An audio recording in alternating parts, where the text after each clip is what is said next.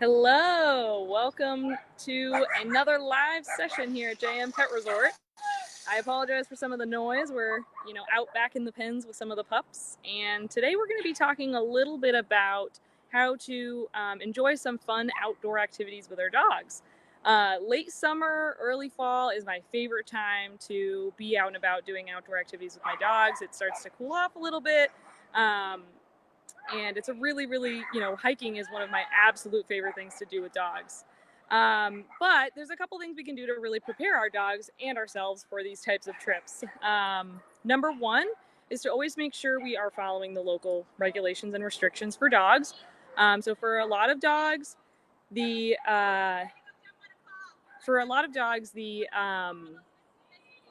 or regulations, it's actually for beaches, things like that. People can't actually come out to the beaches with their dogs until after Labor Day. So after Labor Day, there are some dog-friendly beaches you can actually take your dogs to. And then for a lot of hiking trails, some trails allow off-leash dogs if they're under voice control. Other trails do require that your dog is leashed. It's really important to know these restrictions ahead of time so that you can be prepared. But it's also good to know so that we can prepare and have proper sort of hiking trail etiquette when we're out doing these outdoor activities with our dogs. A couple of tips: you always want to make sure you have enough fresh water for your dog. You can bring a collapsible bowl. We actually sell these kind of really nifty water bottle bowl combos, so you can have a separate way for your dog to be able to drink. And you also always want to make sure you have poop bags, waste bags for you to take out your dog's poop with you from the trail. We definitely don't want to be leaving any of that on the trail when we're out doing an outdoor activity with our dog. Now, I actually have one of these because I do a lot of outdoor hiking and the trailheads don't always necessarily have trash cans. So I actually like to use, this is from Kurgo and it goes on the back of your vehicle. You actually just attach it right to the tailgate. It's magnetic and you can actually pop your poop bags in there. And so you don't have to smell it on the way home. It's actually really nice. And especially if you go to some of the more off the beaten track trails that don't have trash cans around, you always want to make sure you're bringing that waste home with you. Because in order to have access to these trails as dog owners, we do have to make sure we're cleaning up after our dogs. So you want to make sure you have water, a leash, you want to make sure you have poop bags. You also want to make sure that your dog is sort of physically prepared for whatever you're about to do. So one of my dogs is quite the athlete, and we've gone to Acadia National Park, which is actually a pretty dog-friendly national park. And there are some really intense scrambles up rocks. So I always want to make sure that he's in good physical condition and before I'm bringing him up those mountains with me. If you have a dog that's a little new to hiking, you would treat it just like a person. You would start out slow, go at times of day where it's a little bit cooler, just making sure you're setting them up for success. And you want to make sure you're going a distance that your dog can physically handle, even if, most dogs won't actually stop or act tired. A lot of them will keep going and going and going, and then you get home and maybe they'll limp the next day or be a little bit sore. So we always want to make sure we're sort of meeting them at wherever their physical activity is. And start slow, work your way up, just like a human athlete. But certainly if you're just planning on going some more leisurely trails or just running along the beach or something like that, that's definitely, usually pretty doable for most dogs. Hiking and outdoor activities has a tremendous benefit for dogs. It engages so many different senses for them. It's different than their normal neighborhood walk. It's very mentally stimulating. I think a lot of people think that in order for it to really exhaust their dogs, they have to be running around off leash, but it's actually really great to have them on leash in a new environment, sniffing new things, exploring new trails. That it's not just about physically tiring out our dog, it's about mentally tiring them out as well, and exposing them to new experiences and new smells and new places, all in the comfort of the woods. A lot of dogs really have a great time in those types of environments. It's very natural to them to, jump over logs or, wade into a muddy puddle or something like that. So we want to give them those natural experiences and allow them to sniff. Now, this kind of brings us to our training portion where, I think a lot of people, they have their dog, they can't wait to be able to do all this fun stuff, like take them to a beach or take them on a hiking trail. And we do want to make sure that we have a good training foundation before we do some of these things. So the first thing is you want to make sure your dog has, the proper socialization and temperament. We we know that we might run into other people and dogs on trails, so we want to make sure our dog is comfortable with that. Especially because a lot of trails might be single track trails and you might be walking up one way and have to kind of pull off close to the side. We want to make sure that's something our dog would be comfortable with temperament wise. If your dog has any, reactivity to other dogs on leash, hiking is still super beneficial to them, but I would advise working on that reactivity before we start taking them out into more challenging environments or something like that. So we can definitely help with dogs that, you want to build up to the hiking. For our dogs that are already pretty environmentally and temperamentally sound and do pretty well in new environments with new people and dogs, it's really going to be a heavy focus on our basic obedience skills. So loose leash walking is important. I also like to have a cue for my dogs to be allowed to go sniff something. So if we're coming up on a particularly interesting spot on the trail to them, I want to release them to be able to go explore that spot. And then I want to be able to say, let's go, and keep walking with them so that we have a nice balance. We want them to get the enrichment of being able to explore the environment, but we also want to have that under control. So we don't want it to be that our dog is dragging us over to everything they want to smell, or that we get stuck sniffing one spot for 20 minutes. We want to have kind of a nice balance of obedience where if you loose leash walk nicely, I'll allow you to go sniff, and then when you're done, I'm going to ask you to rejoin me and loose leash walk again.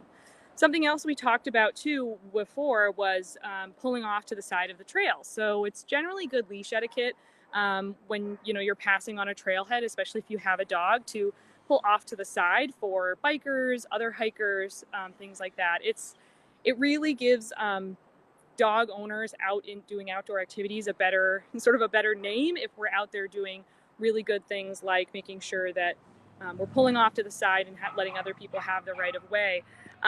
So what you're really going to be using there is a sit stay. So oftentimes if I see someone coming up on the trailhead, I will pull off to the side, ask my dog for a sit stay. When the person passes, then we can resume walking. But being able to have that sit stay under distraction is something that we have to train. And it is something that, when you go out to the trailhead might be a little more difficult than, just in your living room. So these are what helps prepare our dogs for this is enrolling in training classes. I know we have a lot of puppies right now and a lot of people are enrolling in puppy classes, but I do kind of want to put a little plug out there for our basic obedience classes as well, which are for dogs that are 12 months or older. And it's really to start being able to do these things. We want to be able to take our dogs out with us to enjoy the world. And especially now during the quarantine time, getting outside and getting exercise in nature is one of the few things we are still able to do. And we want to make sure our dogs can enjoy that as well, but it's difficult if your dog's pulling your arm off down a trail or can't really control themselves if a biker is going to ride by or something like that. We want to make sure we have all of those things kind of under control before we head out for these types of activities. So we talked a little bit about making sure we get reactivity under control. We talked a little bit about nice leash manners, pulling off to the side. I will also tell you that when you do a sit stay on a trail, everyone will always say, wow, that's such a nicely trained dog. It's one of those things that I think people take for granted a little bit, is just sort of pulling off, having your dog be stationary while someone passes. And then the last piece is really if you are going to an area, a beach or a hiking trail where dogs are allowed off leash under voice control, you're really going to need a solid recall. Recall is when you call your dog and they come back to you, all the way to you, so that you can grab their collar and leash them up. It is, again, even on a trail where off-leash dogs are allowed, I find it to be polite trail etiquette to call my dog to me and leash them up when I see another dog or if I see another person on the trail, just because it sort of shows that I'm paying attention and that I have control over my dog. I really want people to feel comfortable when they're coming up to me on a trail. So we really want to make sure we're practicing recall. We do occasionally offer a rocket recall seminar, which focuses specifically on getting a really, really nice recall under distraction.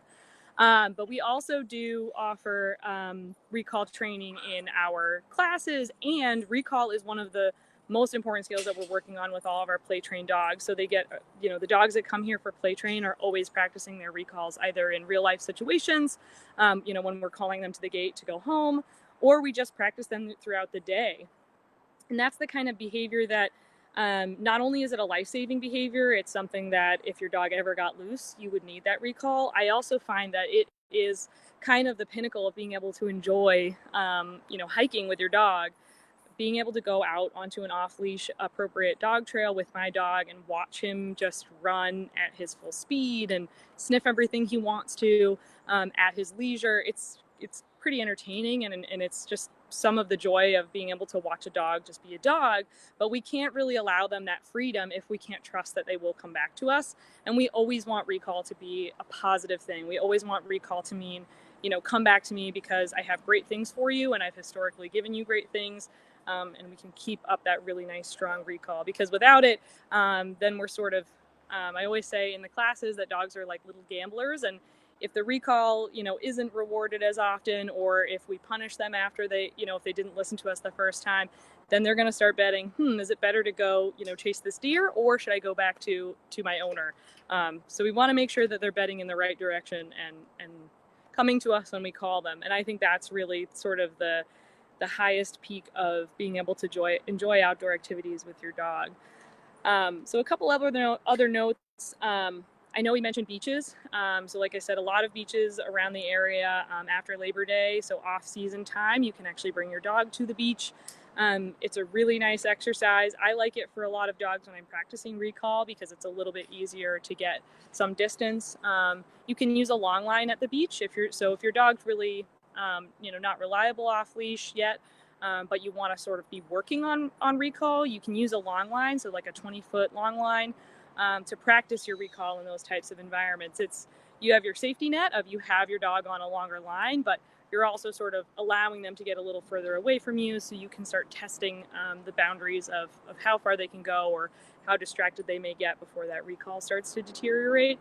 And then we can train it from there. And beaches are also something to keep in mind about them is you do want to watch water play. So obviously swimming in the ocean is super fun, and fetching can be super fun. It is salt water, so I do encourage people to, again, kind of always make sure you're bringing water for your dog so they're not ingesting too much salt water.